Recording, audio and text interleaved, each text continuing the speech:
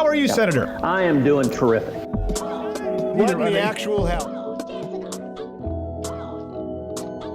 Why is there a man in a woman's restroom? You're gonna have to leave. Steven Crowder is a self-styled comedian. Because that's bullshit! Bill Cosby says that being declared a sexually violent predator is going to damage his reputation. Not available for comment were all the women that he raped.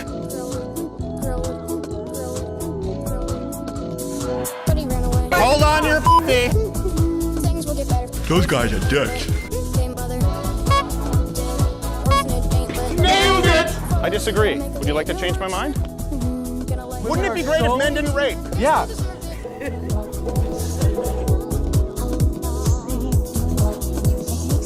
Hello, this is Canada. Turn green up! Time to listen up, you silly liberal fruitcakes. Triggered.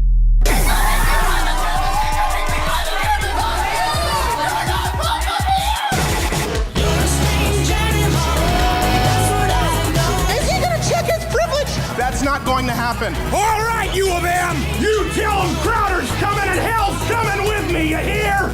Hell's coming with me! Yeah, ha ha. Make some noise, U of M. Come show them some love. Welcome to Louder with Crowder. All you gangsters and free speech thugs, show them hands, let me see them mugs. Hey now, welcome to Detroit City. I said welcome to Detroit City.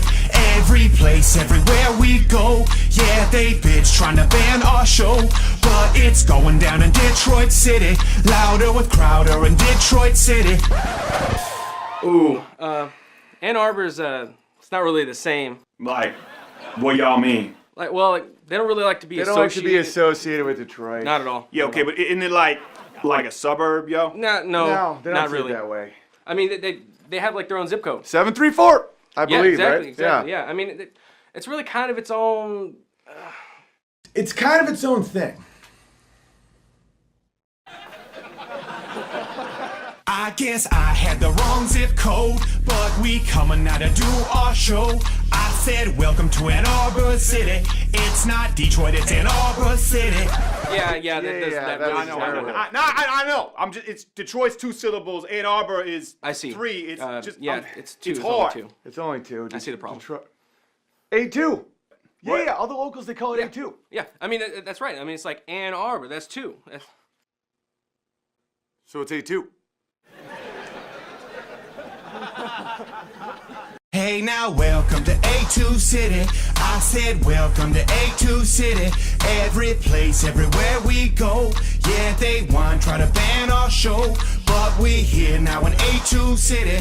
Louder with Crowder in A2 City. Click, click, boom, hit the zone as I hit the room. You can hear me holla more club in this bitch. Let me hear you holla more club in this bitch. Let me hear you holla more club in this bitch. So who you gonna call on when you wanna have a laugh with me and they tell you that ain't nothing can be funny? Gotta apologize now like a motherfucking bunk. Dick curtains off at the power center now. From A2, trick, quick, come and show off. Bring the mugs, come join the club, buy 'em out front. Triggered bunks up in this bitch, banning our junk, cause they chumps. And we may have to let their ass off. Now, don't it seem a little fishy? And I don't like the way these trainers keep screaming at me. But U of M gets me. It's impulse, what up the wind? I see your water tower, yeah, I see it all up looking like a penis. Come on, U of M, let me see them hands in the sky. Free speech in Ann Arbor till we die. All you gangsters and free speech thugs, throw them hands and we show them mugs. Hey now, welcome to A2 City. I said welcome to A2 City. Every place, everywhere we go. Yeah, they want try to ban our show, but we here now in A2 City. Louder with Crowder in A2 City. I'm the tracker, the producer, I'm a quarter black. I think it's time to hear where all my quarter is at. No. Dude, don't do the hard R. Dude, don't do hard R. It's A2. It's A2, bro. It's A2. Two of them, put your mugs in the air for Steven Crowder!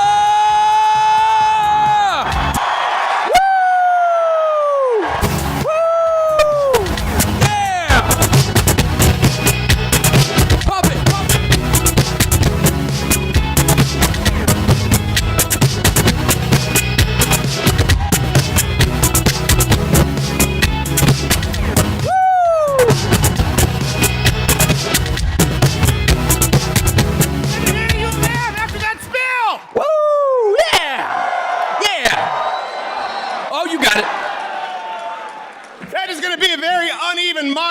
it?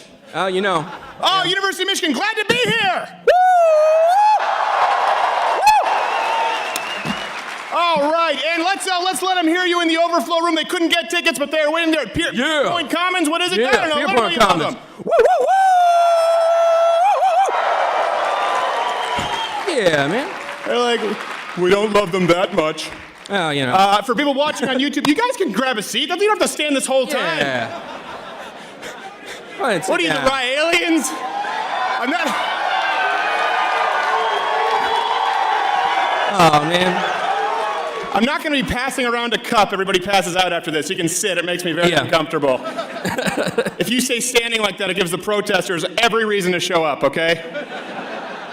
We are streaming live. Question, obviously, not only to you guys, but everyone out there on YouTube. Obviously, a lot of talk about bombs lately. No one here supports that, I'm pretty sure.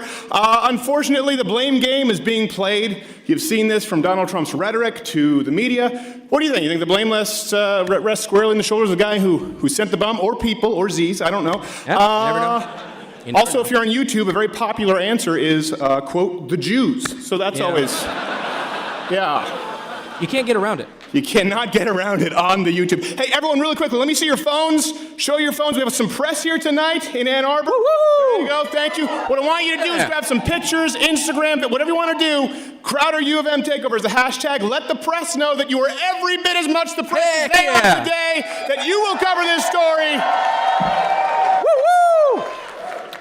And we have a promo code, U of M. You get $30 off Mug Club if you join up. BladerScatter.com/Mug Club. For people who don't know, if any Mug Clubbers in the house?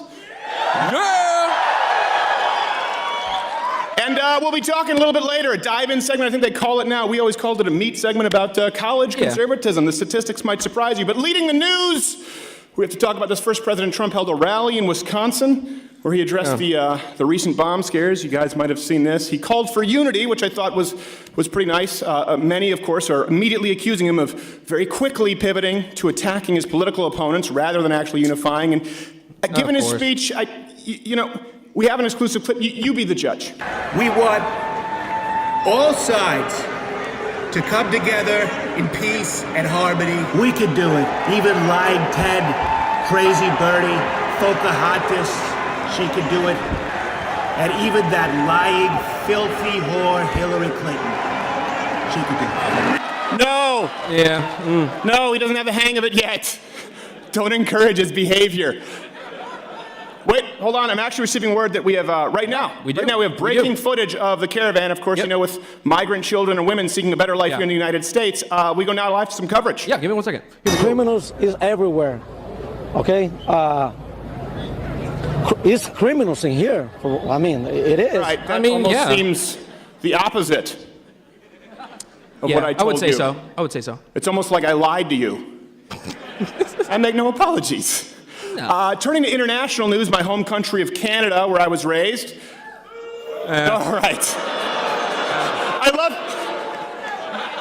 love how the one woo was immediately boo! No! Down! Shame! We're conservatives. We believe in shame. So turning to international news, Canada has already nearly run out of marijuana immediately after legalizing it. There you go. Yeah. There you go. And, what? No! Oh, yeah, baby. Woo! Come on. Gotta have the wine of the day, Steven. Come on. Ladies and gentlemen, Gerald Morgan Jr., at G. Morgan Jr. White glove service and everything. What is this? What's the wine of the day? Perfect. Can you stop with the tea time music for crying out loud? Hey, I thought it fit. He's already embarrassed enough. He's him. Little Cabernet Sauvignon. Cabernet Sauvignon, only is that what we have here? just Yeah. a little bit. Thank you, I Whoa, come appreciate on. it. You said, wow. Rules change when you're on a college campus, I guess. Yeah, no, this is grape juice. We had to make sure that we Oh, yeah, called that. yeah. By the way, everyone, give a round of applause to your campus police here. You've been doing a fantastic job. Yeah. And you never want to speak ill of anyone in blue, but, unlike those sons of bitches at University of Illinois who wouldn't even show up. Thank you, U of M. We appreciate it. That's right, baby. Woo! All right, you already stepped on one joke. Grab a seat. Okay. This is what I do for the show. Let's try this again. Too cute Maddie on overlays, by the way. She's too cute. It makes me want to throw up. No, don't encourage it. I'm throwing up right now. She needs to age a little bit. She needs to feel some shame, make some bad decisions, then we can have her on our team. Yeah. I threw up in my mouth. She's just too cute. Look at that. It's like, I'm in Cobra Kai? Damn it, too cute, Maddie. Okay, turning to international news, Canada nearly run out of marijuana immediately after legalizing it. Thank you, too cute, Maddie. A direct quote, "Problems started on the first day," said Patrick Wallace. Wow. It's a mess. Wow. The supply is just a mess. He's the owner of a 420 store. And many of you may not know this. Gerald knows this because he played football at Notre Dame and, spent a lot of time here in away games. Come on. Go Blue! Let's go, baby! Woo! That's worse pandering than Hillary Clinton's hot sauce. No, if they win, that makes our victory better. Then stab her with a diazepam pen. Hot sauce, hot sauce, hot sauce, hot sauce. Go Blue! It's like a bird. Oh, come on. Now I know why Hillary Clinton does it. Now I know why she does it. She's like a bald eagle in an oil spill. Just hot sauce, hot sauce. And many of you may not know, but he knows because he played it. I love also, by the way, that Notre Dame didn't get as big of a boo as the one person from Canada. Yeah. That's right, baby. It's like Notre Dame, boo. Canada, boo! It still is, kind of. All right, so many of you may not know this. You do because you played a lot of away games here in Ann Arbor. Actually, Canada followed the municipality of Ann Arbor's lead on marijuana laws, which, let's be honest, given the Canadian Prime Minister, really shouldn't surprise anybody here. Yeah, Mr. City Commissioner? Yes, I'm happy to say that Canada definitely did follow Ann Arbor's lead. Mm-hmm. I can hear you.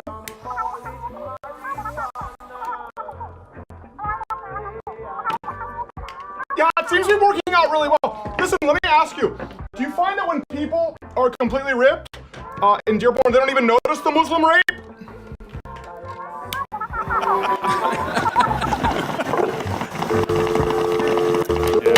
All right, that's... Oh, no. Come on. Okay, that's enough. Okay, yeah, sorry. He's a horrible world leader. I should have cut it earlier. I do appreciate, though, the laugh at the Dearborn Islamic rape joke, so that'll go far. Fantastic. Tells me the kind of crowd you are. Yeah. Canada gets a boo. That gets a, yeah, okay.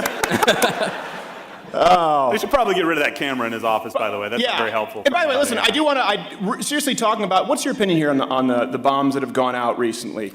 This is obviously, we don't have a lot of info yet, and I don't know how many of you watch the show, but we typically don't comment on situations where there isn't a ton of info because you always, almost always end up being embarrassed. Right. Oh yeah, you gotta wait. You gotta wait for the info. So Gerald, you go ahead. You take the lead. You definitely have to wait to get some more information, but look, if it's somebody from our political standpoint, they think that's the way that we're going to advance our agenda, that's not gonna work. Our ideas can stand for themselves, the Democrats and the liberals cannot. I agree. We don't have to do that. There we go. Thank you, Gerald. Get the hell out of here. Get out of here. You're paying for that entire bottle. Yeah, I'm putting it on your tab tonight. And let him hear you, by the way. They say people like us don't exist. They talk about the alt-right and crazy conservatives. By round of applause, who here is against bombs, no matter who it is, whether it's the Clintons, the Obamas? Right.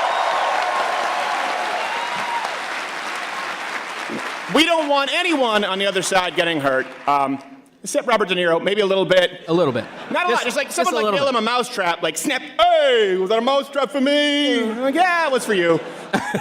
You haven't done good work since Cape Fear, you. Hey. Switching to entertainment, kind of. Caitlyn Jenner said that he, she, Z, I'm just trying to make sure that I get everybody offended right off the bat. You got it. To play a Marvel villain, this comes from comicbook.com, direct quote, I want to. Oh, stop! Yeah! Save it for Canada! Whoa! No, seriously. Save it for Canada or DC, okay? Let's. Yeah. Aquaman talks to fish. Quote from comicbook.com, I want to play the baddest ass lady you've ever seen in your life. I got the Wicked Queen or the Wicked Lady just to do the makeup and the outfit, and I've got the deep voice. Well, you've got part of that right. So, quick to oblige, of course, and jump on the LGBTQ bandwagon. Marvel actually announced their newest supervillain in the Marvel Universe to be Caitlyn Jenner. Yeah, that makes sense. That seems, Yeah, I can see it. I see it. I can see it. Yeah. I mean, I'd watch it. I wouldn't. I would hope you'd have to go through the swinging doors to see that motion picture. Now, Caitlin's story arc actually, this is a true story, remains a little bit of a mystery, but because of Comic-Con leaks, I don't know any big comic book fans here, but there's some Comic-Con leaks, suggest Caitlin's involvement in the newly announced plotline Thanos, the intergalactic transphobe. So that seems almost like it was written for Caitlin. I hate to really. interrupt, but No! Damn it, no! Get out of here. Why? No. Why? The bathroom. Do you know where the bathroom is back there? You don't get one. It's in my green room. Really, what I came out to say is, go blue, baby! There's a bucket out back. What the heck? By the way, Caitlyn Jenner has the power, supersonic speed, telekinesis, and the ability to not go to jail when she runs you over with her car. So that's a good one. It's just as good as flying. I don't know why. It sounds like a cross of Kevin Spacey and the Joker from the animated series. I have a penis. Oh, by the way, I forgot to tell you guys this. We are actually honored tonight to be joined by a Supreme Court justice in the audience. We don't have to necessarily agree with this person, but none other than Ruth Bader Ginsburg. Justice, do we have the Ruth cam available? Ruth Bader Ginsburg, let's... Oh, hey, shh, hey, shh. All right. She's sleeping. Quiet. Guys, shush. Everyone be quiet, please. This is... Thank God you didn't pay for this show. Be respectful. By the way, finally, in the final news story, before we get to some more news that we have to get to, PETA has officially claimed cow's milk to be a symbol of white supremacy. So I want to make sure I get this right. The group renewed its claim from a 2017 blog post titled, "Cow's milk is the perfect drink for white supremacists." I tweeted a link out recently, this last week, to renew it. I guess that's how it works. The National Dairy Association responded to the claims, calling them absurd and insulting, naturally. Now, though, to be fair, here's the thing. I'm a milk guy. Yeah, I like milk. I'm a milk guy. Milk. I'm not on board with PETA, but I can see how they could argue that the recent Got Milk campaigns were distasteful. I can understand them, That's... Makes sense. I get it. That's dipping into gray territory, it would seem. Do we have that? Can we bring that back up? What was it? What was the writing? Did anyone see if that was German? What is it? Great. Heidi Milch? I don't even know. I don't know. That's how the mustache started. I can't read it. Oh, by the way, we're getting word of developments with the caravan carrying migrant women and children, as you know, to the United States. We return to coverage live. It's criminals in here. I mean, it is. All right, I think that's... Yeah. He doesn't seem like he's much help. Hey, one thing... It's accurate, though. I did want to tell you guys, I'm really sorry. You saw in the posters, my good friend Owen Benjamin was supposed to be here tonight, but he couldn't make it because he had a family affair to it. Ladies and gentlemen, Owen Benjamin! What?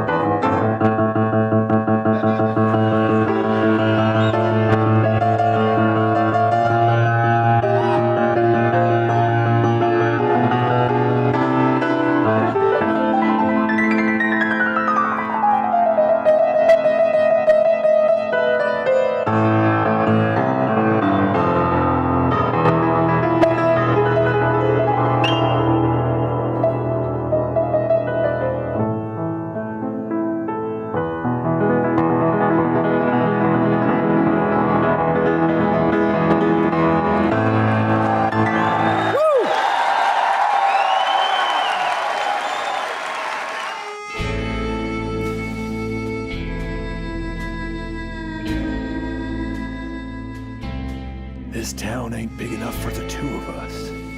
Actually, as a matter of fact, geographically, there is physical room for... I've had enough of your asbestos-laden smug talk. Fill your tumbler, you son...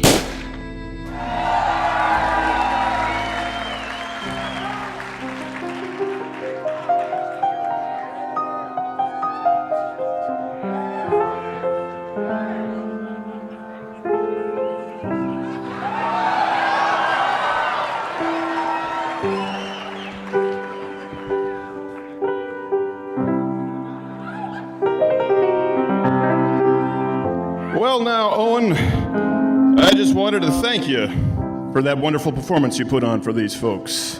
Yeah. Yes. Well, I think that showed, Owen, from your passionate performance all the way to your perfect Liberace costume. Now, Owen, have you been following this unfortunate story of the administration wanting to reclassify one's gender to identify with their biological sex? Oh, you mean like science? No. See, gender exists outside the realm of science. So I'm supposed to tell who's a boy and who's a girl? Well, Owen, gender actually exists outside that simple binary you refer to as boy and girl. It also exists outside of that feedback. You see, actually, gender can be expressed in a multitude of ways. You can be LGBT, there's 57 others, depending on the day, and you can switch right back, including your sexuality, thanks to the modern phenomenon known as gender fluidity. Oh, so it's like magic. Well, Owen, in a way, I suppose it is like magic. But let me tell you, it's not always easy for trannies out there on the range.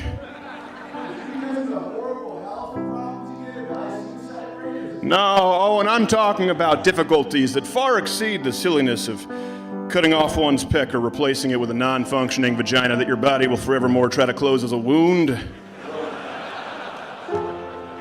I'm talking about problems for trannies out on the range that live more in the realm of nuance. Matter of fact, let me tell you a story about a little tranny I knew. Let me tell you a story about this tranny named Sue.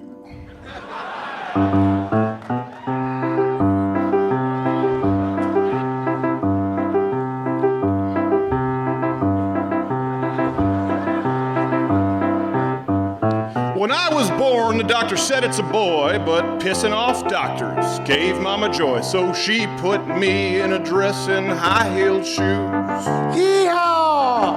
So Pa thought it wrong, because I still had a dong, and he said little boys shouldn't wear little girl thongs. Oh, life wasn't easy for a little tranny named Sue. What happened next? About junior high, I stopped being a guy, and if kids had asked why, I'd let out a big sigh, and I'd just have the school give them the boot. Yeah, you did. Well, college got better, though I still had my pecker. I sure was one hell of a trendsetter, free to drop a deuce in the men's or ladies' room. Yeah, you pinch that deuce anywhere you want, Sue. I had to apply for a Susan B. loan, even though I still had a bone. But what do you know? It turns out I was approved. I didn't hear that because I was hearing feet. My hat was falling off. Your hat falling off? Right in my own eyeballs. I'll tell you what, cowboy Liberace, that's a weird combo. Let's play me back in. They threw in even more scholarship money, and they just asked me, please don't sue us, honey. Oh, life wasn't easy for a little tranny named Sue. Did you sue him, Sue? Your name is Sue. I feel like that's kind of hilarious if you sued him and you're... All right, listen, okay, let's curb that. Sorry, I got really excited. I appreciate the zeal, but it's making up my hat's about to fall off. All right, let's just slow it down. Let's play me back in. Well, a man told me late one night after 15 Bud Lights disregarding my height. Hoo-wee, you sure are good looking, Sue. You. Now, I said just between us, I might have a penis, though it's more of a weenus, and he let out a gasp at my big old size 15 shoe. Damn, them some big shoes, Sue.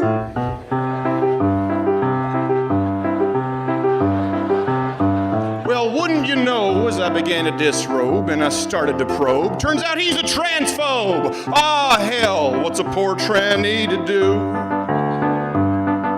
He screamed, you're a man, dragged me back his Dodge Ram, all just because I didn't have a clam. Oh, life wasn't easy for a little tranny named Sue. So what'd you do, Sue? What happens next? Years went went by, had my own little guy, and I knew I'd have to choose how he'd identify. And oh boy, I didn't know what to do. Well, hormone blockers weren't the answer. As it turned out, I gave the little bastard cancer. Life won't be easy for a second-generation tranny named Sue. Biology's a bitch. Owen Benjamin, ladies and gentlemen, huge pianist. Yeah. Stephen Crowder. Woo. By the way, Johnny Boy, my producer, he's rushing to try and get us back on track. Let's hear it for him. Get him. Yeah. And he still screwed it up. Oh, man. I hope you're having a good time, everyone out there. Why am I still doing this? Yeah, cut that out. I need some more wine. Owen, I want Owen back right now. I got to find out where I am. So, how many here would declare themselves conservative, libertarian, right-wing?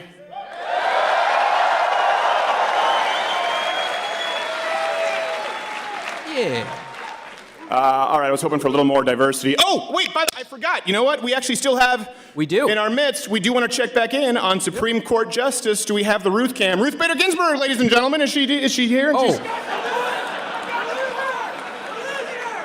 All right, you know what? Let's check back on that. Let's just... Yeah. That might be in the Q&A. Oh, goodness. You know, we hear this talked about a whole lot. You've heard this term probably from many of your professors who are out there protesting. Othered, right? Who here has heard the term about othered? Okay, apparently no one. We will not make a noise unless it's booing a Canadian, okay? Everything else. And we hear a lot about this, right? We hear a lot about black people, gay people, trans people, about being othered, about being marginalized. And here's the truth. Statistically, one person's cheering with a glow stick. Looks like a mid-90s rave, and he's taking a cocktail of codeine and E. He's like, yes! I'm out. I've been othered with 7 fingers. You and Trudeau would make a cute couple, sir. But statistically, the one thing that a lot of people don't talk about is no one has been othered. No one has been othered on college campuses more than conservatives. Now, before we get to the statistics, let's show some stories that you probably know. Let's show the anecdotal. Here's a reel. Also, a group of conservative students kicked off their campus coffee shop for wearing Make America Great hats again. I don't want people like you supporting this club. Well, then you should include that I want a refund on my coffee. Like Yeah, then you should give me a refund on my coffee. Then I want a refund. White supremacist and a vice president that is one of the most anti-gay humans in this country. At this point, it's not even education anymore, it's indoctrination. And we begin with the legal battle that is brewing. A student group claims it was ousted by Lone Star College over its conservative views. Now it's taking college leadership to court. The piece at the University of Alaska Anchorage depicting Captain America holding the president's severed head. He was told he had to apologize in front of the class, stand silently while they critiqued him. She didn't like the fact that I disagreed with the subject being pushed in class being more than one gender. Hey, by the way, please give it up for Yaff and college Republicans who put this on for you against the administration. Yeah. Give it up. Yeah, let them hear you. And the overflow room, thank you guys, and everyone who's already been given tickets to the after party. We appreciate it so much. You guys have been so accommodating. And I don't know if you know this, but actually, this very show, before it went to, it actually started out of a station here named Wham in Ann Arbor. That was the first show I ever actually had to call my own. Good. A couple of people. Good. We're up at 6 a.m. Yeah, you know. And you were probably 12 years old. There's a lot of Trudeaus out there. So does anyone know the actual number as far, because people talk about this a lot, right? People, and you don't want to be folks who just bitch and you're not armed with information. Does anyone know the actual number of professors on college campus? That's good, that's a good guess, but I think you just picked the lowest of the numbers. Zero, can I pick that? Zero is not a number. 1%. Do I get a t-shirt? No. The ratio of leftist to conservative professors across this country. Do you have any idea? Well, now you kind of... Give me some. You stole my thunder. Okay, all right, it's 12 to 1. All right, so sorry. Like 20 to 1, a million to 1. It's 12 to 1, which I thought was pretty bad. And here's something that's crazy to me. 39% of colleges across the country have zero. No conservative professors at all. We have that as an overlay there, too cute, Maddie? Look, she's so cute, makes me disgusted. So basically, 40% of universities and college campuses have no, even leaning right, professors. At what point do we acknowledge that it's not just happenstance? Let me ask you this. Can you find 40% of college professors, can you find 40% of colleges that have no, zero, not one atheist professor? No Buddhist professors, no environmentalist professors. Can you find me 40% of colleges that don't have a single professor who likes Jolly Ranchers? If you're playing the odds game, this statistically, doesn't matter how many times you roll the dice, zero? That's almost half. And by the way, a majority of college students, how many people agree with this? When polled, a majority of college students, and by the way, the poll really matters here because you're asking people's opinion. It's not like a poll on healthcare from Bernie Sanders. Are you happy with your healthcare, you son of a bitch? Yeah, I think it's all right. Proof positive, America sucks! No, not as bad as, was it, Alexandria, Nina Pinta, Santa Maria Cortez? One of those. Yeah. One of those valley words. Larry Curly Moe Cortez. I can't get the names right. Like, is it because it's Latino? Yes. No. But let's go with that. I don't have time to argue with you. Just call me a racist and I'll be on my way. Let's do that. You ever have that now? Where someone's like, what are you, a racist? Like, Sure. Sure, yeah. Okay, all right. I just wanted extra fire sauce. I don't want to have a conversation at the drive-thru here. A majority of college students say that they feel there's a climate on campus that's completely hostile toward them. Anyone else? Show of hands, a round of applause. I can't see you. Feel that way on campus? There's a few. And here's the thing. It would be, you're not alone. Right? A big part of why we do this show, a big part of why sometimes we go a little bit too far with the jokes, and I know some of you tomorrow will be telling you'll be like Peter before the roost crows 3 times. I didn't go to the Louder with Crowder show. And your local paper's gonna be like, okay, he has a Christ complex. But we do it so that you don't have to be afraid. It's okay to be who you are. We hear that all the time. You're perfect just the way you are. First off, none of you are perfect. Most of you suck. All of us suck, okay? I suck. I suck, you suck, Gerald certainly sucks. But that's okay. But then we're told you're fine, just accept yourself for who you are. Well, what if you're conservative? What if you're a right-leaning person on campus where you're outnumbered 12 to 1, not by students, but by your professors? Where 40% of you are on a college campus with not one person who shares your worldview. That's how it determines. Well, let's not go with burn it down, all right? That's the guy sending Clock Boy envelopes. I'd check him out. Not a good plan.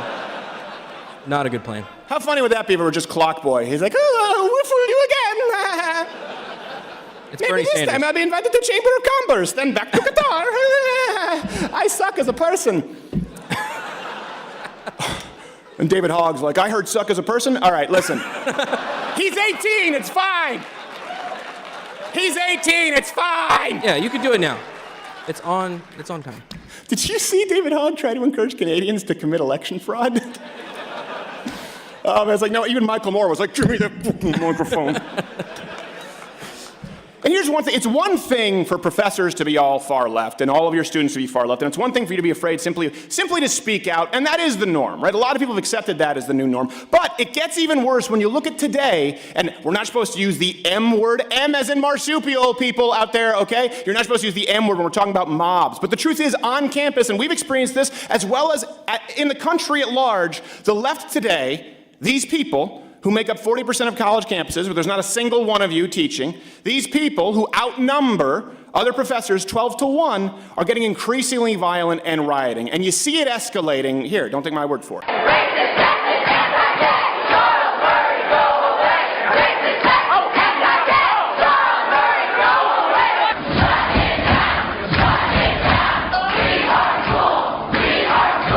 The idea is just plain clothes and hard tactics, and I don't think they'll know what hit them because they're not prepared for what we're planning. Here, you're gonna take the knife. How much of yeah, we got 2 AKs coming. Lay off! Stop! Lay off! Stop! Stop! Stop! Stop! Others wore masks, threw what appeared to be fireworks and smoke bombs, then started fires. There have been no immediate reports of arrests. None. None. Doesn't that strike you as weird? And I know we're not supposed to use the M word today, but I say it because, listen, guys, I know it's kind of hard to say something serious here with my package hanging out. Woo! Woo! Do as I do, not as I say. You know, just do none of it. But honestly, and before we get to the Q&A here, we're going to line up. I say this so that all of you out there, you see these mobs, you see people pulling folks from cars in Portland, old man trying to beat them up. I don't know if you saw this video. It just made my blood absolutely boil. You don't have to be afraid. You don't have to be afraid to speak up. It's why my answers have changed in the Q&A when I used to say, listen, keep your head down and stay safe. It's why my worldview has changed because they will smell it on you. You cannot hide it. And that's why we're out here. This is really hard. Give it up for the team of people who've made this happen too, by the way. There's an entire staff.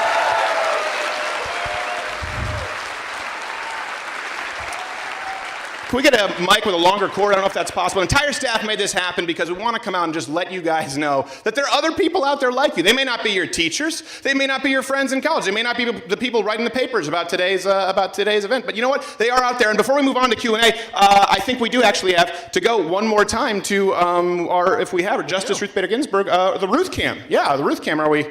Oh. Oh, what? Oh, no.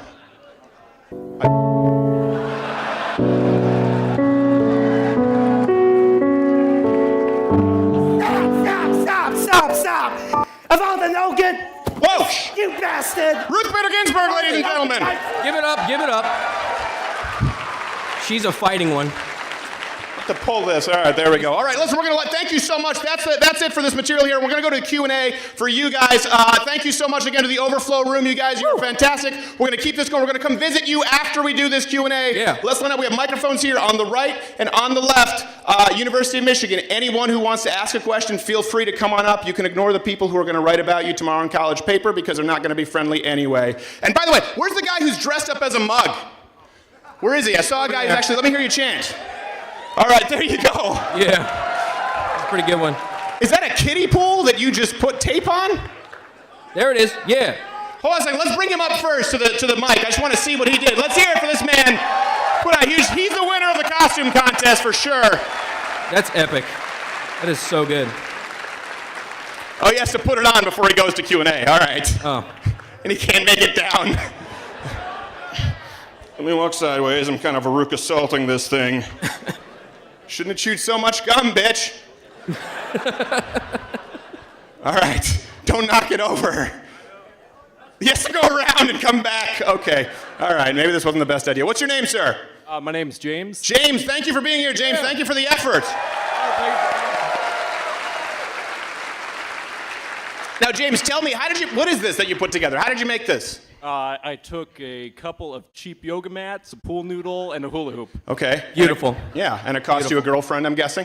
It might have. Yeah. Why do you have to dress this way? Why can't you just be normal? No, I'm telling you afterwards, we can get into the mug, we can do some weird stuff, make some bad decisions. I don't want to be in a mug. That's disgusting. You want to be in my mug. If not, you're not a part of my... So, how long did this take you? I started Sunday morning, and I finished last night. Wow. You're definitely failing at least a class. Yeah, give it to him. This is his moment. Better make it count. Thank you so much, sir. I appreciate you're a Mug Club member. You're the winner of the costume contest. Any merch you want, couple of shirts, you want some Ranger panties? You want to wear some Ranger panties? Sure. All right. Sure. All of the above. Thank you, sir. Let's hear it for the costume contest winner. Woo! All right, I guess you know what, we'll start right here. Okay, we'll go over here with the next first question. Oh, geez, what happened there? That was like Satan's piss. All right, Lord. You, sir, in the cape, looking very angry. What's your name? Hi, that's just my natural face, but thank you. Is it really? Well, you might want to work on it. All right, going to a job interview. I will be thrilled if you choose me. Sir, are you sure about that? Shut up, I'm finishing. Yeah. So, oh my God. What? Oh, he's on. I think they turned it into something that we don't even know what it is. All right, what was your name, sir? Evan. Evan, okay, Evan. So this is just a cape? Yeah, I helped set up. This is what we all wore. So. Oh, thank you very much, Evan. I appreciate it. I'll wear the capes. Okay, I'm going to have to stand back so I don't get any feedback. Go ahead with your question, Evan. Cool. So, listen, just as a conservative on campus, I mean, today in one of my classes, It was a Spanish seminar of all things. We were learning about why Christianity is more violent than Islam. Really? Yeah, that's not. Someone tell you that with a straight face? Well, listen, that just brings up my question, is that as a conservative and like as a Christian, a devout Christian on campus, I am afraid to, speak up in a second language at that, just be like, what's your first language? Professor English, but Well, first off, I think it would help if you learned the general precept of second language. Okay. But, okay. All right, well, I'm wasting time. But anyway, my question is, Are you sure you want to be a nightclub comic, Evan? Go ahead, sir. I just want you to have some fun. It's okay. Yeah. It's going to be fun. It's going to be fun. Let's have fun. Yeah. It's just, I find it hard to disagree with the sentiment of just sort of just eating the crap that your professors give you, getting the grade, and then once you're out of school, fighting to make a difference. Yeah. Because I find that sentiment rather enticing, honestly, because I understand. Our grades are important as students. Of course. And I'm just wondering, do you have any advice for students in my position who want to be able to stop the indoctrination on campus but don't necessarily want our numbers to suffer as a result? Well, thank you, Evan. First of all, give Evan a round of applause. Can you give him a smile? Give him a smile. Come on, how about a smile, pussycat? All right. How about now? Can we smile? By the way, I don't know if there are any ANTIFA members here. They were threatening to throw a big old bottle of piss at me tonight, so target right here. Where are they? Listen, it's a valid question, and I understand it, okay? And this is the question I get asked most, and we do the life advice segment where tough love with your guru, Dr. Crowder. Yeah. Legally, I can't say I'm a doctor, but I'm a doctor. I think, first off, I know this sounds trivial. It does help to smile, to be jovial, to be a happy warrior. That's not just something that Dennis Prager talks about how it's your moral obligation to be happy. And as Christians, we talk about being happy, being content, being at least grateful through suffering, right? That's what I believe. I genuinely do. I feel that it is such a privilege to be able to come out here and perform for you guys and ensure that doors are closed for me in the entertainment industry. And when you talk about it's an enticing idea, right? And Owen, they're definitely closed. Well, you also can't walk through half of them. I get that it's an enticing idea, and I used to answer this question. If people go back and watch the older videos where I said, you know what, I understand it, do what you got to do, keep your head down. The problem is you would have to believe that all these professors, the 12-to-1, are idiots without Twitter, Instagram, Facebook. There is no way to stay hidden in 2018. That's why I changed my answer. My opinion hasn't changed. If you had the ability, right, to stay off of social media completely, to be completely Google-proof to every single professor, and you could guarantee that they wouldn't know, yeah, listen, sure, go ahead, ace your classes, and then get yourself into some kind of position of authority. Watch the YouTube people, and they're like, the Jews, and then do more good. But you're not able to do that in 2018. That's why I think it's so important for you to hear the people next to you yelling, so that you know they're this. Listen, you guys aren't that small of a minority. You're definitely that small of a minority as it's represented in media, as it's represented in the faculty, as it's represented in the press, but you are not that small of a minority when it comes to people, even when it comes to the student body. You know what you are? You're the students. You're the piece of the pie who elect presidents. How about that?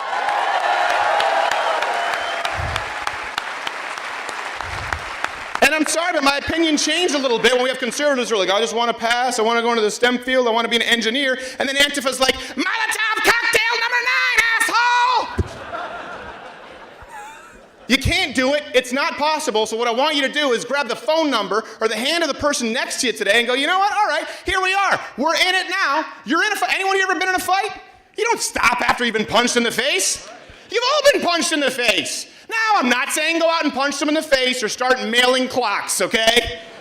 What I am saying is there's no way to hide it. You've been punched in the face. You're in the fight whether you want it or not, so start acting like it because there's no way around it. And you help the person next to you. And I want to come back to that afterwards because I'd like to close on that point. I really do see, and I get a lot of emails regarding fear on campus, and it truly does. It breaks my heart. I feel totally humbled to be able to come out here and perform for you guys because I know how scary it is. I know how othered you've been. Thank you. Thank you so much. You, sir, with the noise-canceling headphones. What's your name? Logan. Logan, nice to meet you, Logan. So, I just kind of two-part. All right. Finish my second question. Can I get a handshake? No. Okay. Because I don't know you, and Jeff might shoot you. Okay. It's very possible. I don't want to get shot. He's almost shot me multiple times. I literally literally was reading about baggies of piss being thrown at me before coming on stage, and you're like, I got a goatee and spacers in my ears. Can I canoodle? It's nothing personal. I hope you understand. Yeah, that's fine. All right, go ahead, sir.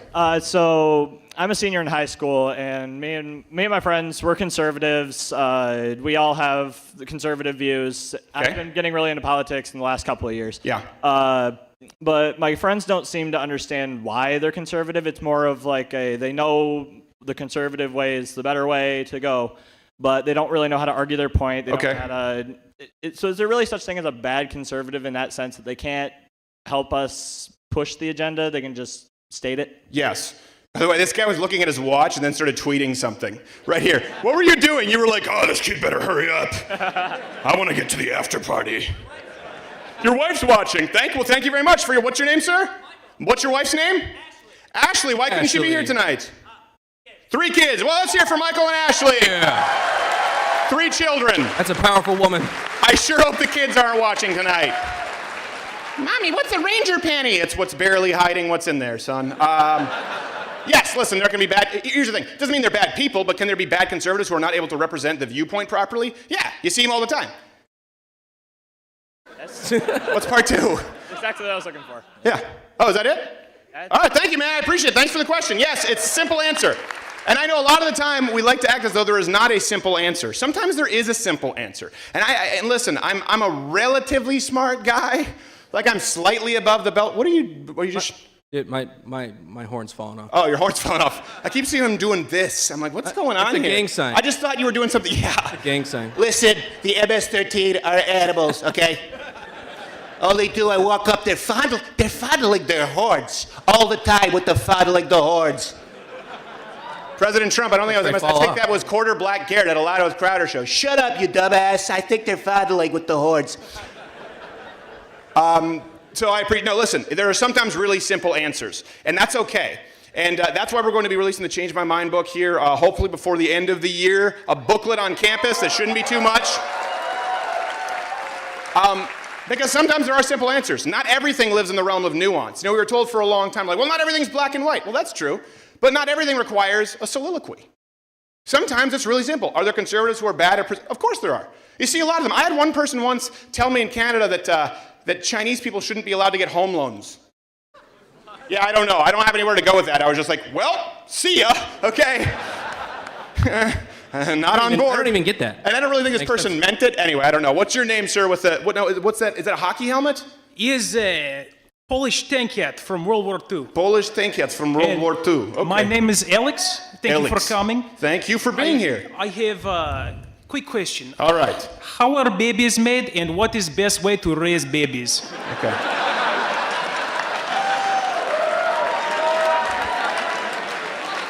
Well, let's be honest, that first question's been answered, because if you're a heterosexual female or homosexual male here, you now know how babies are made. What is the best way to raise babies? Listen, I don't have babies, so I know, and I get people like, when are you gonna breed? I'm like, well, first off, I'm not a horse. Yeah. Secondly, you know, listen, I still got a doggo at home, and he needs a lot of care, and when we have time. Wait, what are you saying? I don't know what you're saying. I have no idea. Go back to fondling your horns. I'm very confused. I think this is really easy, though. I had a great dad. I've talked about this a lot, and I know a lot of people have become conservative in college now, which is great. You see a lot of people, obviously not just myself, but people like Ben Shapiro, Jordan Peterson. There are a lot of people out there changing hearts and minds right now, where people are going into college not conservative and coming out conservative. I will tell you this, I've been around since, I think it was 2006 on YouTube. 2009 is when I was doing political videos, okay? We did these it would get like a few thousand plays, and that was a huge hit back then, right? The Young Turks were calling me out and talking about how much I sucked, right? And now they will utter any name not named Steven Crowder. When you show up to Cenk's speech in Austin as Cenk, that's kind of what happens. That's what happens. And it's bullshit! But I will say this, so that's really heartening. That's just, it warms my cockles to see that. Because it tells me that the people who are outnumbered 12-1 in staff, the people who are really afraid of the climate on college campus, you are changing hearts and minds. Because when I started out, this didn't exist. This wouldn't be possible for conservatives on campus. We actually, if we'd have been able to book it in advance, could have filled Hill Auditorium with how many people are here. I don't think that there has been any kind of a political show like that in recent memory here. There probably is. Someone's going to be like, Noam Chomsky. Well, shut up, okay? For the purposes of this story. So that's great. That being said, I did not become a conservative in college. I will tell you, I became a conservative pretty young. Why? Because my dad had these conversations at the dinner table. And I think Ronald Reagan said, all great change starts at the dinner table. And I was just a kid. I was doing this cartoon, Arthur. I was PBS, and I played this character called the Brain. Thank you. Thank you. Give it up for the It's almost as big a cheer as a Canadian gets booed. It was produced in Canada. Now what do you do? So you didn't even have to think about it. I'm so torn.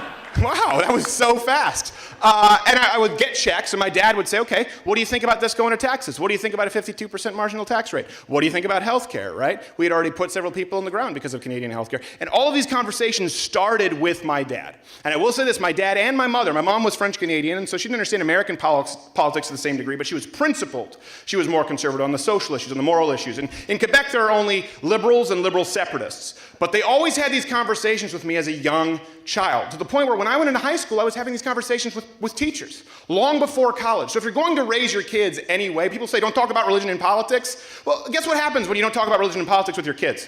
You have kids like the gentleman who asked, I think it was Evan, who asked a question, who's afraid to speak out in college. You think you're emboldening your children if you're telling them don't speak religion and politics? They're going to go into college mortified. Arm those kids. Get them ready with information. Send them out there like little warriors. Don't send clocks, but send them out with info. Thank you, Mr. Polish. Thank you. All right, you, sir. Yes, I appreciate it. You got a Lotto's Crowder hat. Okay, all right. There you go. Thank you. You just bought it now. Oh, very nice. What's your name, sir? Matt, Traverse City, Michigan. Oh, Traverse City. Very nice. Cherries and fat commie assholes come from there. That's yeah, pretty much. Yeah. Yeah. The home of Michael Moore. Boo. What did someone say? He's not from there? No, what's the story here? Like, he's like, he's not from there. He's from Leelanau County. All right, okay. Go ahead. What's your question, sir? That leads to my question.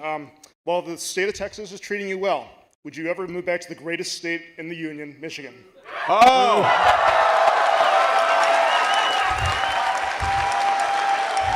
No. That was a Brian Stelter question. That was very leading. It's like, Mr. Trump, would you ever consider being respectful and kissing my ass on air? No, you're disgusting. Well, see, I can't talk with him. There's no reasoning. You know what? I would consider it when Michigan ditches their state tax. Here, I hate to say this. This is one thing I've talked about. I don't understand. Texas is it's a petri dish. You know what? Michigan. You've got, if you could just annex Detroit and Flint, give it to Canada, you know, just tell them it's on the ballot, they're just voting for free pot and tap water, like, oh, yeah. Just, that sounds good here in Flint, it's a good deal. I get to get high and dead. So you have the same kind of situation with eastern and western Michigan. You look at Grand Rapids. I did a video, we did this video. Thank you. Any Grand Rapidians in the house? Yeah. First off, people over there are nice. They really are. Oh, geez, for some reason my earpiece it felt like someone was tugging on the back of my collar. Oh, Steven's done LSD again, kids. People there are nice. I had a guy, we were doing this undercover sting of the college socialists. And this guy was complaining, he's like, yeah, the city sucks, and you know, the DeVosses and the Van Andels, they just really destroyed this city. And I said, oh, okay, what do you do? He's like, I work for the Van Andels. I mean, they really have. You look at Grand Rapids, you compare it to Detroit. You look at one that's expanded, one that's done incredibly well, one that's diversified, one that really was supported by free enterprise, conservative families and households. And that's one thing, too. I think a lot of people here from Michigan were kind of surprised anyone here surprised initially at how vicious the attacks on Betsy DeVos were? Yeah, I think almost everyone who's not a piece of crap. Yeah. They're like, Betsy DeVos, isn't she the worst? And everyone in Michigan is like, she supports kids' hospitals, and she's actually made schools better. And they're like, no, we're pretty sure she's a whore. We're like, okay. I don't think that's allowed. So you have in eastern Michigan, right? You have entirely Democratic rule Detroit. Listen, I'm sorry. I know some of you hipsters like to go to Detroit and drink coffee. That's not how they live. It doesn't save the city, all right? Sorry. Detroit needs to get rid of the crony. The political corruption in Detroit knows no bounds. You have Detroit, entirely Democratic rule since I think Jerome Kavanaugh in 1961. And then you have the other side of the state. Or you have a place like Texas, right? A place like Texas, where it could not grow fast enough. People can't get their head around this. Texas, okay, it's not really fair to compare countries. Like a good example, people talk about healthcare being a human right, and they try to compare us to Norway or Denmark. It is funny. Denmark is socialist! And the Prime Minister's like, shut up, we're not socialists. I'm pretty sure you are!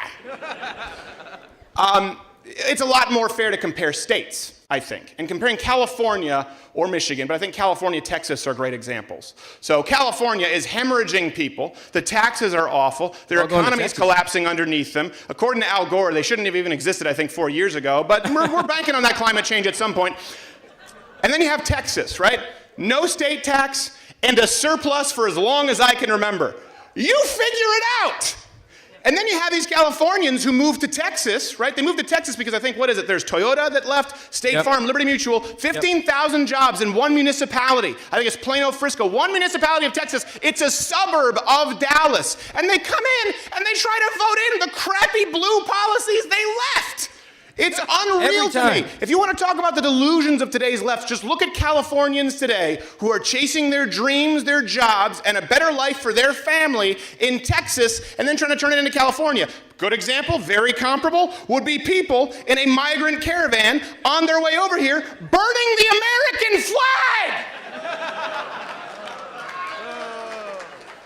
I don't know if you're booing me or burning the American flag, but I'll take it. Think about that for a second. And we're told that we're mean. Imagine someone going like, oh, okay, I'm going to come to your place for dinner. Like, all right, fine. By the way, I'm going to take a piss in your cooking pot, okay? What is happening? Then Don Lemon's like, you know, you should let them in or you're racist. You're like, why are you just looking like a dead Johnny Mathis back from the dead? You have nothing interesting to say, Don Lemon.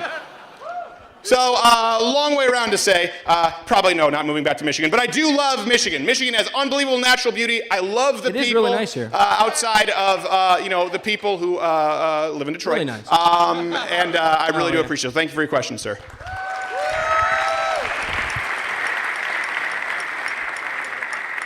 All right, we're going to go over here. Oh, mustard. Okay, is there an inside joke here, or was that just the only costume you had? My friend's ketchup. Mustard and ketchup, okay. I love how ketchup is way happier. It's because everyone loves him, and with you, they're not so sure. Yeah. You're like, ketchup, yes! I put on my fries, and hi, mustard! Get the hell away, mustard. You're like Gerald. All right, but mustard as the question. I couldn't tell if you were mustard or you were Bette Midler in Hocus Pocus with the little hat there going on. But an Asian version. Well, are you Latino? You Asian? You can't both? Indian. Indian.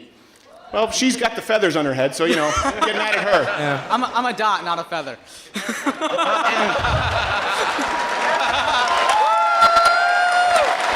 The truth is, I kind of knew it, but I was hoping I'd walk into that one. I don't really care. You're going through your whole own dot feather thing right now in India, so you shouldn't be one to throw stones, or whatever the hell it is you have left in India. But go ahead. Oh, now you're offended? He's Indian. He's dressed as mustard. He's laughing his ass off. All right, what's your name, sir? I'm Shane. Shane, nice to meet you, Shane. What's your question, Shane? So, as a Indian vegan conservative, I'm a very independent-minded person, and I just can't comprehend the race card where, like, the whole hierarchy of white people, brown people, this, that, and the other thing. I just don't get it. How do you propose that I were to combat that as I go into college and I talk to teachers and stuff like that? Well, I wouldn't propose you combat it. As a vegan, you might not have the vigor.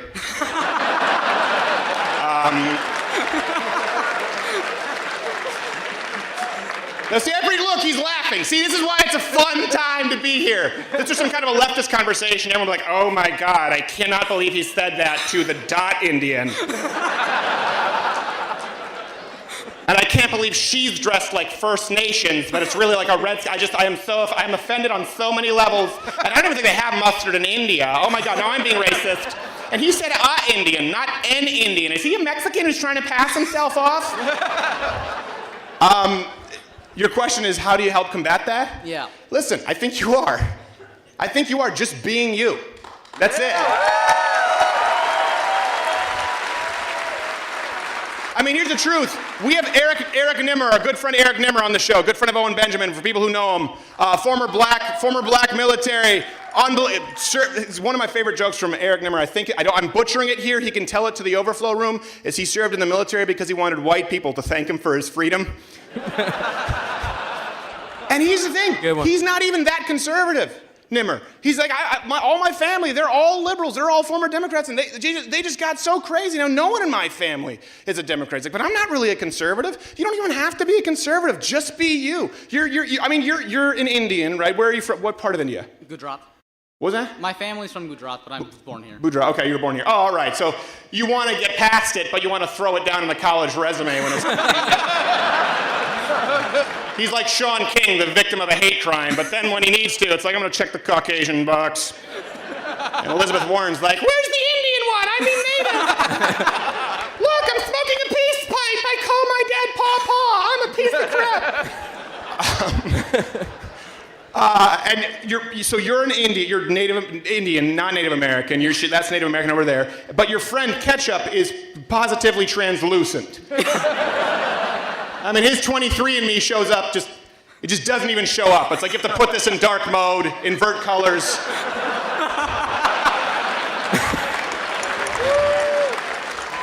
And isn't that fantastic? You two are like a buddy cop film. That's how you answer it. Just don't be afraid. Again, this all goes back to, it's really simple. Listen, the coward's way out is really easy. Keep your head down. I used to talk about this because I was in Hollywood and I felt like I had to do it for a long time. You keep your head down, you say the right things, you don't piss off all the wrong people, and eventually, right, there's that pot of gold at the end of the rainbow. It's never there. It's never there. So just do it. Be who you are, where you are. People see you and you say, yeah, by the way, I'm a conservative. You watch leftists' head explode, right? You're like, wait, hold on a second. I thought you said you were a dot. Like, yeah, and I support lower taxes. Oh, so is the dot like a mini Charles Manson swastika? No, you're just a horrible person. That would be my answer. Be who you are. What you're doing is great. Have fun. Be a happy warrior. Just don't be intimidated by people who tell you what you have to be. Because then the problem is, too, listen, I make fun of vegans mostly because they can't fight back, but it's okay. It's okay for you to be a vegan. Just take it in stride. And that's what I love about you. I appreciate you asked a question. Just don't be afraid. Thank you so much. We're going to move on. Gentleman right here. Whoa, that is a busy shirt. Is that writing or is that just a pattern? Oh, it's a Hawaiian shirt. Oh, okay, all right. You from Hawaii? Oh, no, I'm Hollywood's new favorite socialist. What's that? You're what? Ace Hollywood's Ventura. Oh, okay, I see what you did there, yes. Yeah, I'm all Ace right. Ventura. I like it. I like it. I got it. Okay, I see it now. You know, I didn't see it before. The red pants, the hair. Yeah, you get the hair more. Okay, Ace Ventura. All right, I appreciate it. Was this a last-minute costume? I mean, it wasn't quite like the mug guy. No, yeah, it was last. Yeah, he's like, it's last minute. He's like, you got a tank top and a shirt that kind of, I don't know, more like Jim Carrey. That's pretty close. It's not bad. Okay, what's your name, sir? Eli. Eli. All right, Eli. We're going Old Testament. What would you like? What's your question? Well, Elijah. So really Old Testament. Oh, all right. There you go. But my question is, so I'm 18, so I don't have to identify with millennials. Thank God. Wait, you're 18? You're lucky. Yes, I'm 18. Lucky. So I'm born 2000. Shit, said Kevin Spacey from his cell. Continue.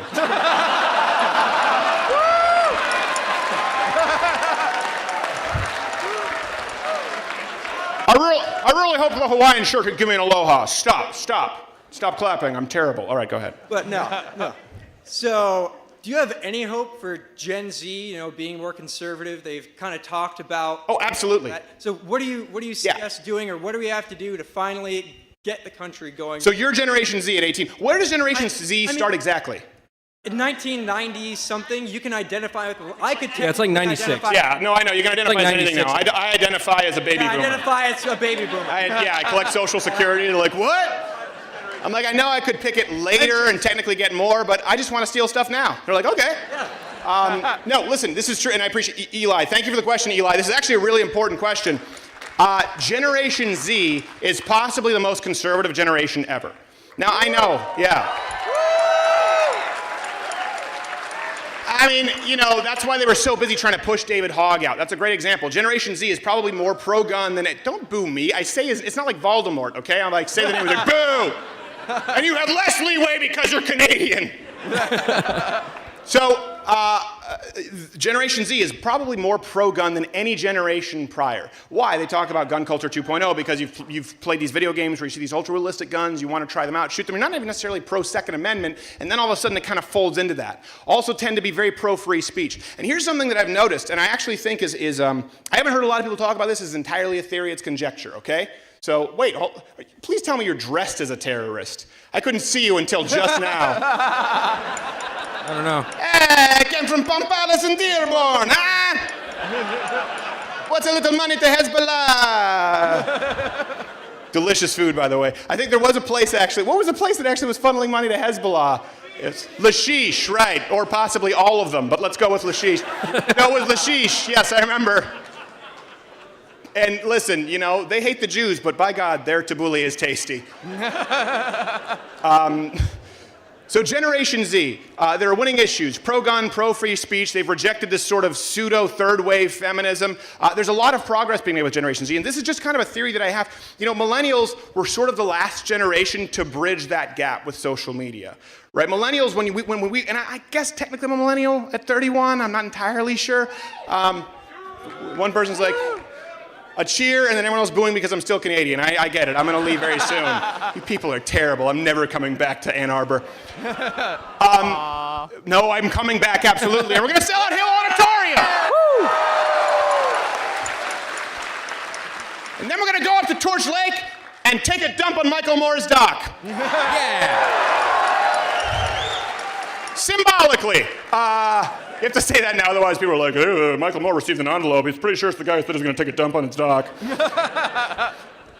So we were the last generation, right? When I grew up, we didn't have Facebook, we didn't have Twitter, we didn't have Snapchat. The closest thing was later on we had MySpace, and that sort of became like the whorehouse of the internet. Before that there was Friendster. Before that there was Zanga, which was just nothing but Asians, and you know, dot Indians were on Zanga. We didn't really have it, right? So that's the last generation where, remember, you didn't really get the red pen. Scores had to be evened out because you could insulate those kids. We had kids who were bullied a little bit too much when you go to baby boomers and Generation X, and we just tossed them all in a school together, right? We created the Federal Department of Education. Let's see what happens here. Okay, it's not really working out that well. People are getting their asses kicked. Test scores aren't really going up. But then Generation Z, they've been raised now with social media their entire life, which is terrible in a way because the worst things you can possibly read, right, you see on social media. It's toxic. It's just like a drug. You really need to keep usage of it absolutely limited. Not today. Twitter, Instagram, Facebook, CrowderUofMTakeover. Shameless plug. But you can't really hide. And so I don't think parents are able to insulate Generation Z so much. So you have this generation, right, millennials who kind of made it to college, who'd been told that they're amazing and they're perfect every way that they were, and none of us are, and they went there, and then there was a reality check in the workplace, and we've seen all kinds of problems with millennials in the workplace, whereas Generation Z have been told the most horrendous thing they could possibly imagine since they could use a smartphone. And so I think that'll have negative ramifications, but again, they have the ability to fact check any bullcrap. Same thing, anything I've said here tonight, right? You can just pull up your phone and be like, oh, he's full of crap there. Probably. I have no idea what I say up here half the time. And that's with Generation Z, and they're very pro-gun, pro-free speech. So I actually have a lot of hope for Generation Z. I see far more people who are willing to listen and engage in a conversation because once you cut through the white noise of all the terrible crap being said on social media, you know, we have the younger people are always the ones who come up at Change My Mind and actually want to talk about it. It's the millennials, those people in that gap who are like, you're a rapist!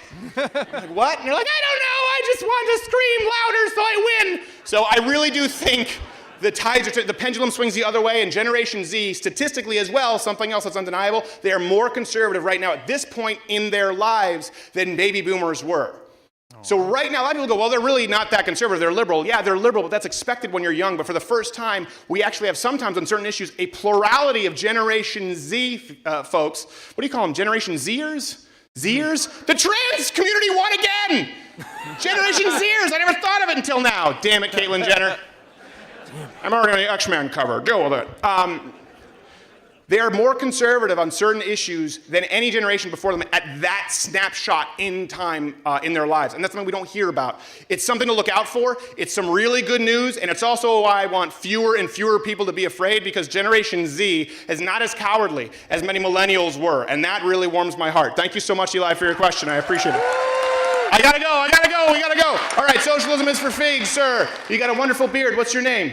Seth Barber from Grand Rapids. Woo! I didn't hear. Did you say Sao Paulo from Grand Rapids? What's your name? Seth Barber. Seth Barber. Oh, you gave me a last name. All right, we're very formal. Okay. Well, quite. No, Sao Paulo was on the mind because I was just talking with Owen Benjamin backstage about Snake Island. Anyone remember this Snake Island? Yeah. Dude.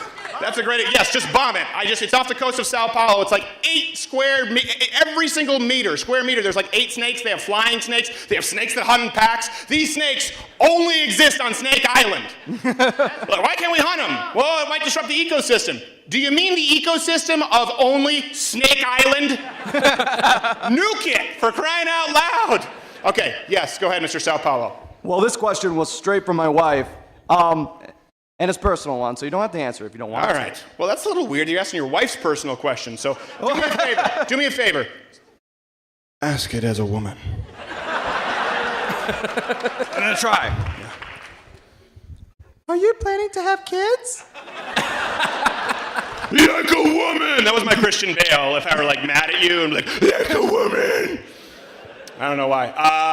Yeah, of course, at some point. But is that the only question from your wife? Well, that was the only question that she wanted to know. Yeah, I know. Well, listen, I mean, it's a loaded gun. I gotta be careful with this thing, right? I gotta pick my spots wisely. Especially after this, my wife is visiting Michigan too. She got family here. I'm gonna walk back in these assless chaps and ranger panties. And if I don't want kids right away, I gotta be like, whoa. Let's take it back a notch. Yeah, it's a personal question. I can't necessarily answer all the personal questions, but I'll tell you this. I don't like kids. I know I'll like my kids. Like I was like, man, Dad, I'm really scared. I always thought I was gonna want kids, and like kids are just really annoying and sticky. And he's like, I didn't like kids at all. And then I liked you. I'm like, oh, okay, all right. So, no, I like some kids, actually. Johnny Boy, who's a producer of mine, his daughter is just adorable. Yeah, she's great. Yeah, but she's very, very aggressive for a young girl. She's 3, and she asked me to marry her. And I was like, oh, that's cute. That's pretty cute. Okay, we don't need to do that. And she's like, now.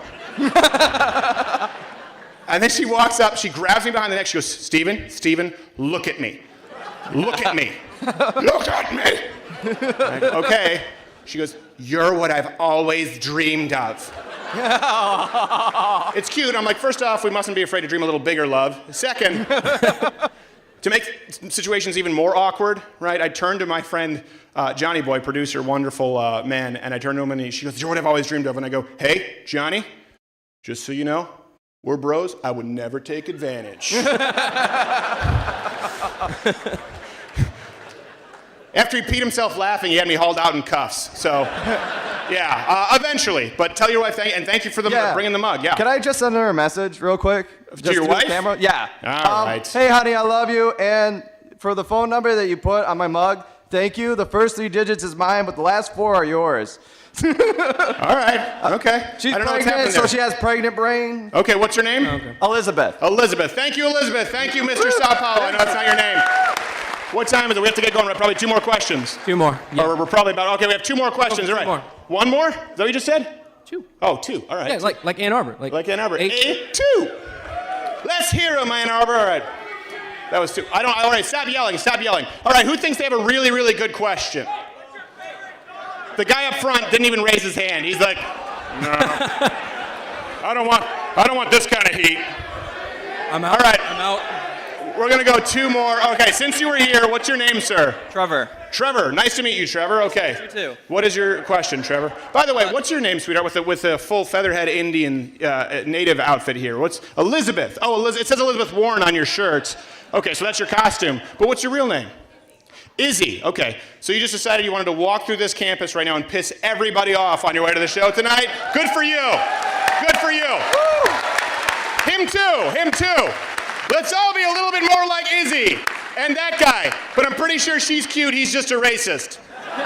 So don't be like that guy. He's the one sending clocks with Get Her Done stickers that look remarkably like ISIS flags. I don't know. Stop asking questions. All right. So you've mentioned that the movie The Edge starring Anthony Hopkins. Yes, The Edge!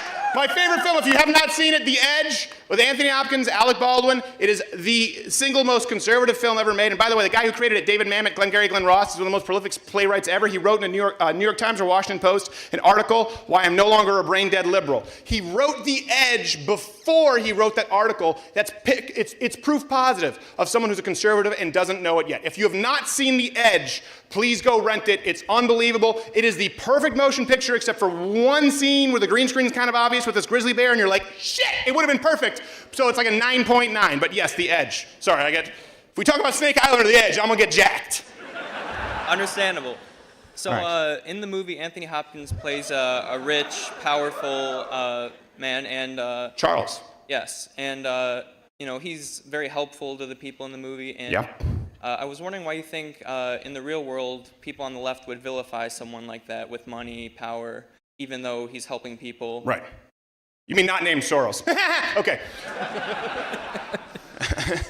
No, I think it's a great, and that's why The Edge, for people who don't, let me give you a little bit of kind of a briefer. The Edge is, let me give you a briefing on it. The Edge is really, Anthony Hopkins is this billionaire guy, and he actually, so spoiler alert, he starts off as a really good guy, and you're waiting for every single film, right? The billionaire is going to be like, rainforest, I've destroyed you forever, and I kicked that kid. The Edge is one of the very few films where the billionaire actually is a good guy who saves bad people, who saves some people who are selfish. And here's one thing, this is a big, I think, a defining difference between the right and the left. Okay? We talk about this with identity politics. We think it applies only to, race, mustard, and ketchup. But it applies to classes, too. Listen, money amplifies character. If you're a terrible person, you're going to be a terrible person with money. If you're a good person, you're going to be a good person with money.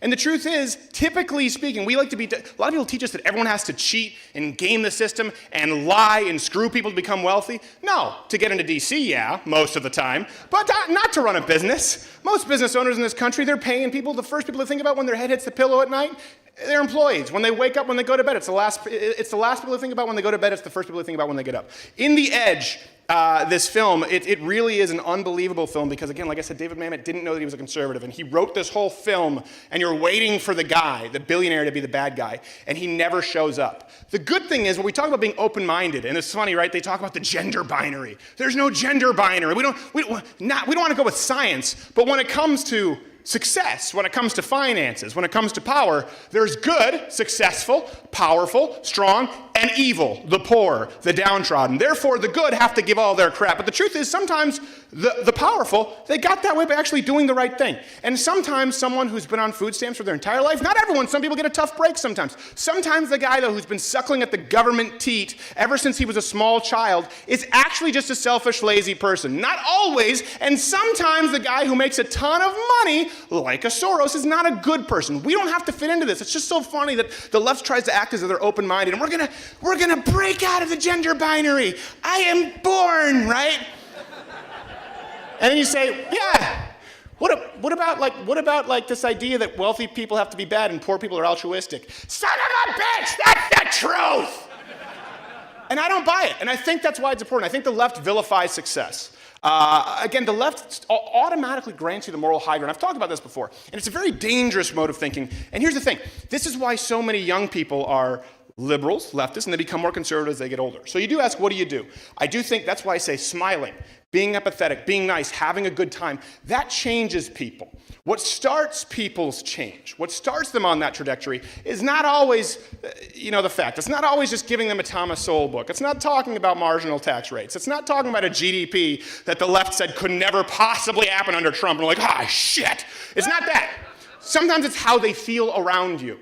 And you have to be the life of the party. You have to be a good person. Because the left grants the moral high ground to people who are the poorest and most downtrodden and automatically assumes that they're correct. The same thing with Israel and Palestine. Look at that. And that's unbelievable. I know we're going to have some libertarians here who are like, false flag. All right, listen. Or the YouTube people, the Jews, we're back there again.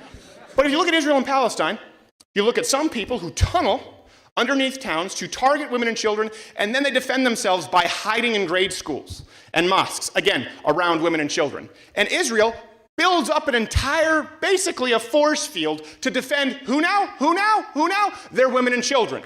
The left hates Israel.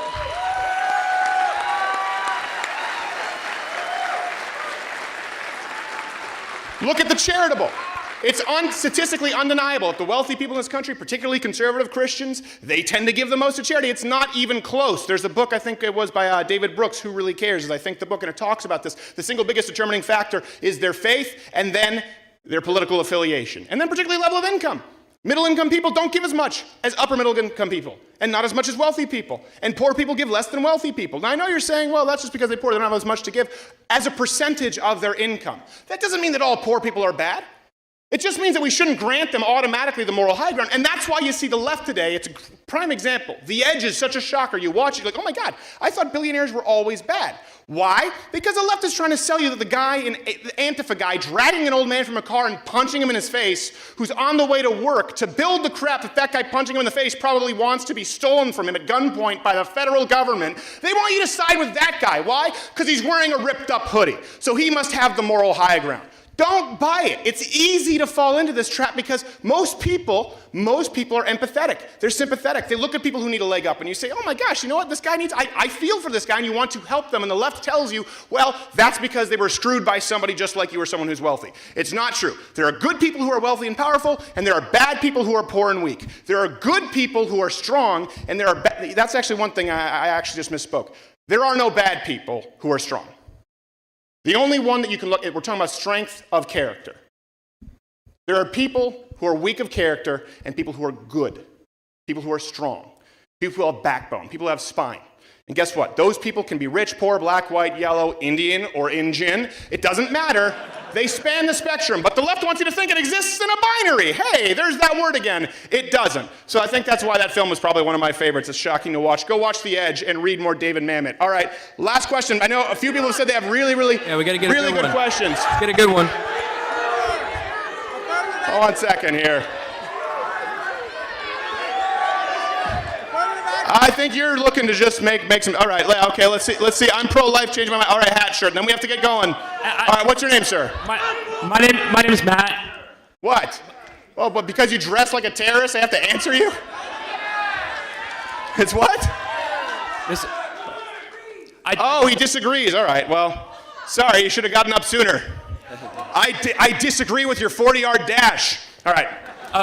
Yeah, let's go. My name is Matt, Mr. Crowder. I wanted to, first off, I wanted to thank you. I wouldn't have ever watched the Gosnell movie if you hadn't, promoted it on your show. Yeah, that was a really great movie. So, fantastic film. I took one of my liberal friends, and she enjoyed it as well. But my question is two parts. First off, in discussing things with my family, what would you say to the people who accuse you of being an AIDS denier? I understand that that it's joking when you go out and say that obviously. No, AIDS is a real thing. Right, absolutely. Just don't have group sex with trucks. There's a truck stop with strangers. But would you agree that don't use dirty hyperdimming needles? We're good. But would you agree that heterosexual people can get AIDS as well? Sure. They're not safe, sure. Yeah, it's a statistical non-risk. But yeah, go ahead. What's part two? Part two is how would you help me shut down all the people who keep asking what happened to Sven Computer? Well, Sven Computer's back in Germany. So you said you had an important question. So he's back in Germany right now. We wish him the best. That's always kind of complicated. As far as an AIDS denier, I don't know where that started. We talked about, I don't know if you remember this, Oprah said 1 in 5 couples will have AIDS by the year 1994. I think it was 1994 or 1996. That includes heterosexual couples. It's never even been close. I've never denied that AIDS exists. Again, this is what the left does. They take something that's true and you say, the AIDS epidemic was a hoax. I don't know about you. I remember when I was in school and they came in, they said, listen, kids, we need to talk about AIDS. And I was like, oh, all right. So you're telling us, don't have unprotected sex like the people in Rant in the East Village, or use a bunch of dirty heroin needles and we should be safe, right? They're like, no. Just if you have a friend who has a scrape on their knee, don't touch them. And that was how they taught us to avoid AIDS. There was this false epidemic thrust upon the American public that everyone was at risk, and it just wasn't true. If anyone wants to call that a denier, all right, then I guess I'm an AIDS denier, I guess. I mean, it's one of those things that I don't really care about that much. But it's really bastardized. You see that by the left. We're going to have to go with one more question. I think you said you disagree. Is that it? You disagree? Okay, let's go. And then we'll keep it. One last question. Thank you, sir. All right. I wanted to know, I had a different question. It was about trans people. I thought that it's not necessarily great to make fun of them because it's kind of like punching down. But I wanted to know why you call this a terrorist costume. Because it's funny. Okay, that's fair. And I also that is fair. It's a comedy show. To say the whole rape and Hezbollah funding, I think you have a bad perception of Dearborn. I know you had a video there, but I like to extend an invite to come and see how Muslims really live in Dearborn. We don't fund Hezbollah or rape people or... Well, I'm glad you don't. Okay. And by the way, I never said everyone funded Hezbollah, just Lashish, right? Yeah. Well, that's just one guy. I mean, there's 200,000 of us living in the vicinity. I mean, it's just one guy. Sure. I mean, the American government gives money to Saudi Arabia, and they're bombing the hell out of Yemen. That's right. equivalent to what Hezbollah. I agree. What's the difference? I mean, you can't just create this equivalency and say that we're doing one thing. And What equivalency did I create? well, you're just saying, okay, so one guy from our town funded Hezbollah. That doesn't mean that every time we bring up Dearborn, oh, it's a Muslim ghetto, or they're funding Hezbollah. Or yes. So why don't you portray us fairly? Why do you have to call us a terrorist costume and, oh, they're funding Hezbollah? Don't you see how... Okay, so first point, I think I've answered your question. Okay. It's funny. Second part about the tranny punching in about funding Hezbollah, I talked about a specific restaurant that was caught funding Hezbollah. Is this a correct story or not? Yeah, it is a correct story. How many hijackers came through Dearborn, Michigan? Excuse me? How many hijackers came through Dearborn, Michigan? I have no idea. I don't know. Take a wild guess. And you mean the 9/11 hijackers? Yeah, 9/11. Let's go with that for starters. I mean, maybe they have a cousin. Right. Now, of course, not everyone in just like not everyone in Dearborn supports your view. Of course, not everyone in Dearborn is a terrorist, right? And I don't think that you're dressed like a terrorist, to be clear. Just like I was talking about Owen Benjamin, he's dressed like Liberace. He's not a gay pianist, right? All right. This part of this is meant to be a comedy show. Now, as far as how it relates to Islam versus Christianity, like that question, I think there is a shocking statistic, a shocking number of people who support things that aren't in line with Western values, and that's okay. People, I mean, can you name me a single Islamic country where there's freedom of speech like we have in the United States? One. Well, that's kind of a Western value, though. Right. You can't expect us to have that. I'm not saying it's bad. I'm not saying it's bad, but different So you support freedom of speech. Values. They have so you support freedom of speech, though. I do. In this way, I do support freedom of speech, but I can't tell someone in my home country to support it or not support it because they have their own way of. No, you can't tell them what to do. Okay. I can say they're wrong. But can you appreciate that people have different ways of living? Sure, I can. This is the big thing too, by the way. What was your name, sir? Muhammad Ali. Muhammad Ali. Is that actually Muhammad Ali? Is that really your name? Yeah, That's okay. Muhammad Ali. Thank you for your question, Muhammad Ali. I appreciate it. Let's hear from Muhammad Ali. Thank you.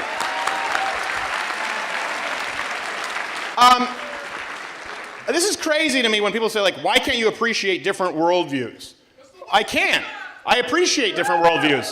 That's why, let me hold on a second, but listen, the guy was bold enough to ask a question, and I appreciate it. Let's not shut him down, okay? Let's not do the mob rule here, all right? I appreciate different points of view. I explore different points of view. That's why I'm free to say I don't like the crappy ones. And I'm sorry, but if your country doesn't believe in freedom of speech, and you said it, not me, it's a Western value, guess what? I'm going with the Western values country.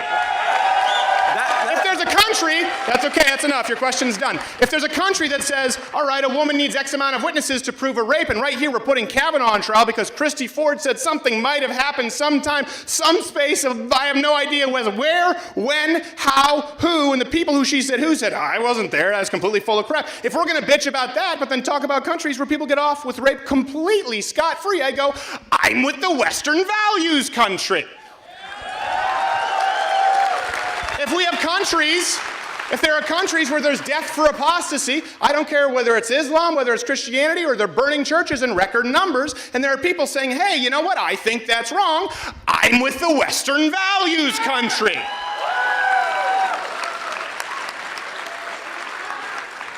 If there's a place out there where people say that you should actually be killed for converting, or you should be subjected to some kind of dimitude or a poll tax if you don't fall in line with some kind of religion, or if there are entire administrations, systems of government that rely on subjugation, conversion, or death, I'm with the country that doesn't do that. And here's the thing.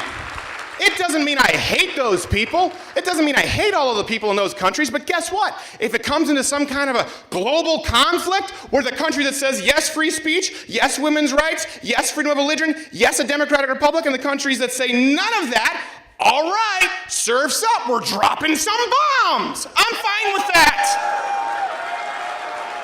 If the values that I'm talking about right now aren't worth fighting for, then nothing is. It doesn't mean that I hate people. It just means I think they're wrong. And that's one thing the left constantly tells us. Well, you have to think someone's right to appreciate it. No. What's that? I'm not a big fan of Saudi Arabia. That's a pretty generalized question to shout. Saudi Arabia! Your move, Canadian. And I want to close with this. You're good. You're done. Thank you. Freedom of speech, we'll kind of understand it a little better. We can talk about it after the show. Doesn't mean you get to keep asking questions. Other people have lined up. I appreciate the questions. We do have to get going. One thing I wanted to go back to was where we talked about earlier this idea of fear, of whether you should speak out in your class with your professors. And here's something that's pretty remarkable. That person said they were afraid. I understand it. And we just had someone say, yeah, but those are Western values, freedom of speech. How can you say that they're right? One person's afraid of saying Western values are right, I support freedom of speech, and one person's not afraid to say, how do you know that those values are right? Both live in this country. Why do we make trans jokes? Why do we make jokes about Islam? Why do we tell jokes that sometimes are on the edge, where sometimes we write it, we look in the pitch meeting, and Owen, Nimmer, and I go, man, this really shouldn't make air, and we say, but we kind of have to do it. It's because when people tell you what you can't talk about, what you can't make fun of, you know that you have to do it because somebody has to do it.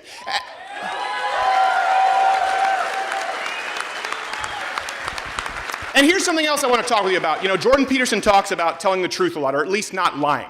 And I've talked about this a lot too, telling the truth, particularly not lying to yourself. Why? Because the lies you tell yourself will eat away at your soul for the rest of your life.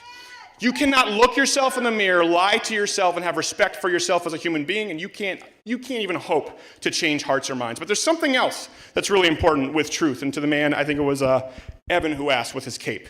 And it's happened recently. I was actually visiting northern Michigan on a long weekend, and there's a lady, a friend of our family, her husband died. And we said, listen, how are you doing? And you know what she said? You know what? It's been really hard. It's been really hard. The furnace went out, and I just kind of feel like I can't handle one more thing. And we said, listen, you know what? I know you feel that way. I can't imagine what you're going through. I can only try to imagine, but you probably can't. You probably can't handle one more thing. And she said, wow, thanks. That's what I needed to hear. It sounds silly. There was someone else who had just recently gotten married. We love this person. She's a server, and she's always very nice, very friendly. We said, hey, how's it going? We know you just got married. And she said, you know what, honestly, it's kind of been tough. It's been a tough first year. You know what I said? My wife and I said, the first year of marriage is always the toughest. And I've written about that. I've written about abstinence until marriage. I know, people are like, well, you just did the Trinity named Sue joke. Yeah, I was abstinent until I was married, so still kind of a traditionalist Christian here. And we're always taught this idea that there's this honeymoon phase where marriage is easy the first year. No, again, if you understand that you're flawed, two very flawed, imperfect people joining in unity, the first year is hard. And I said this to this woman, and so to my wife, I said, yeah, listen, it gets easier.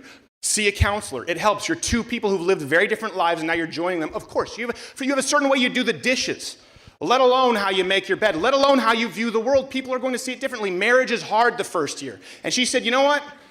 You're the first people who said that. Now, we didn't say, let us teach you about marriage. I didn't do the Steven Seagal thing, I've been married 4 times, and all my wives say, you're amazing. You know, it's like Steven Seagal, didn't you poop your pants once? That's a lie. We just said, marriage is really hard. We fought like cats and dogs the first year, and it helped her. We just said, listen, I know it's really hard. It's really hard. Marriage is hard. It's hard when you lose a spouse. Sometimes just speaking the truth, it's not about how it helps yourself.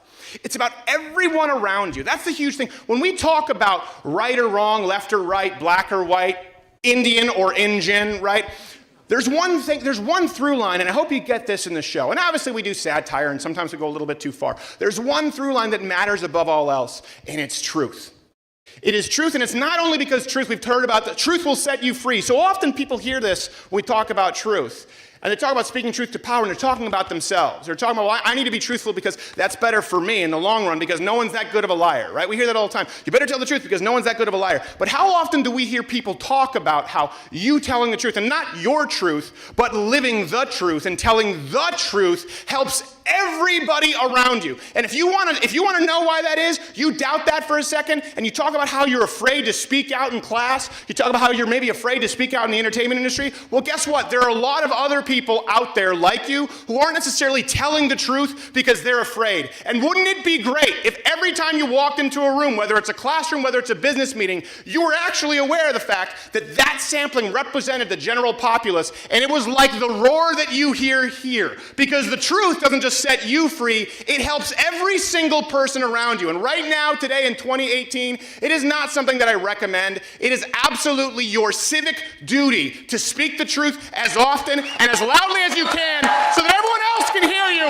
Thank you so much, U of M. I hear you. I love you. I am so appreciative and humbled. God bless you. God bless the United States of America. Thank you so much.